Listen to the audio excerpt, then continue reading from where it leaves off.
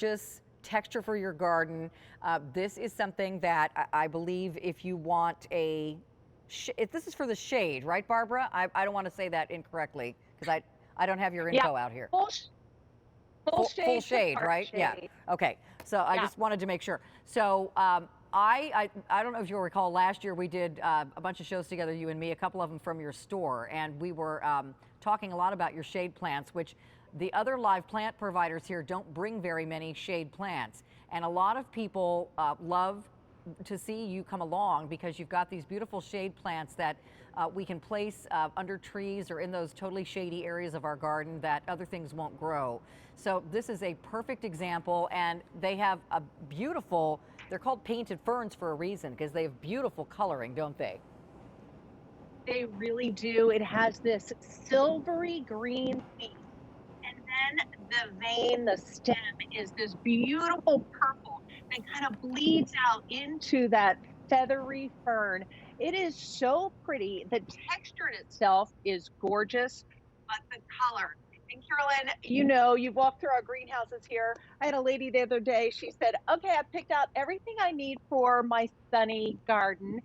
I want some cool things for the shade. And she looked at these and she said, well, they're so colorful. I'm sure they're not going to work in the shade. I said, no, actually, this is going to be one of those plants that makes that woodland or shady area just so unique. That silvery leaf, and then that almost purpley to even a deep pink goes in that vein of the leaf. That it just adds to so much in those shady areas. And it's only going to get 12 to 18 inches tall by about 24 inches wide.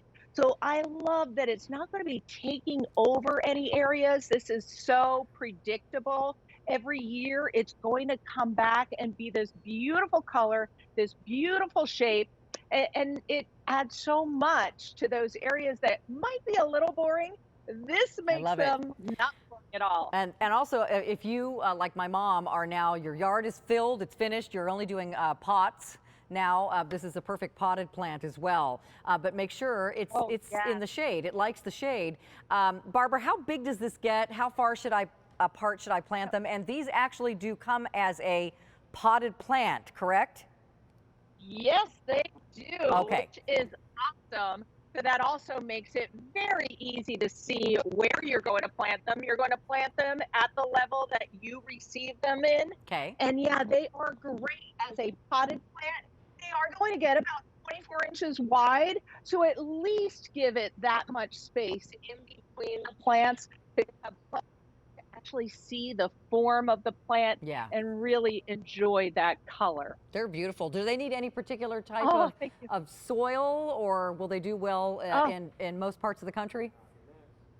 They're going to do well in temperatures that that'll get to negative 40 degrees. Wow. And then all the way down to Georgia and across the Sun Belt to Texas.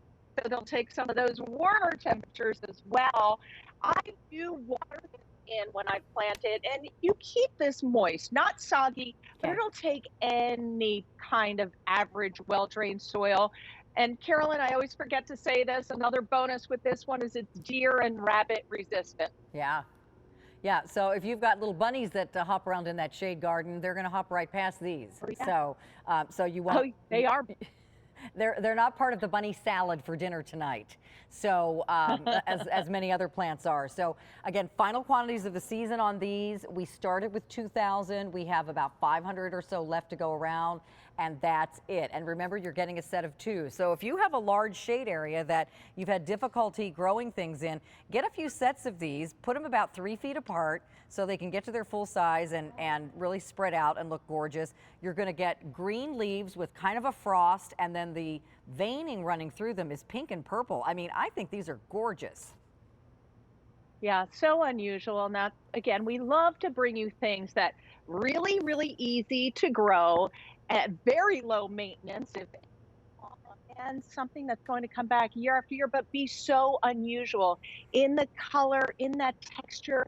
It's so feathery looking. It's going to look great in the ground, maybe under dappled lights, big tree that you need something there. This is the perfect something or in containers. Yeah. These plants just add that unusual look to those hard spots like the shade. And also, a lot of people have shady decks or patios. Yes. These just look really awesome. I love doing different size pots and containers. So if you have a taller plant and then you need something lower to soften that area, Uh-huh. this is amazing. And Carolyn, it's going to be like this from spring till frost. Oh, nice. So it's long bloom Very time. nice. So you can plant these among your evergreens if you want to, or if you've got something that loves the shade that's a pop of color like begonias. Barbara, did you do begonias this year? Because I know last year you did some amazing ones that I bought, and they were fabulous. We didn't do begonias this year, but I do have the heuchera behind me here. We did do that. And of course, our amazing hostas. People loved our Yes. blue hostas and our white feather hosta. This is an awesome addition Yeah. to any hosta areas. So your shade Different color.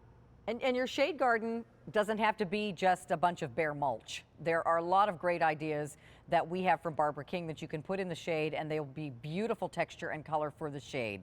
And they like the shade, so they're not going to stay dinky. They're going to get big. They'll be very happy there. So stay in the ordering process for our Japanese painted ferns. You're getting a set of 2, fewer than 500 to go around. 3 payments of $13.22. Those are final quantities of the season. Don't forget free shipping. Barbara, thank you so much. You have such beautiful things. Thank you. I love talking to you and showing off our plants. Bye, honey. We'll see you soon. All right, the cactus, the fishbone cactus, was from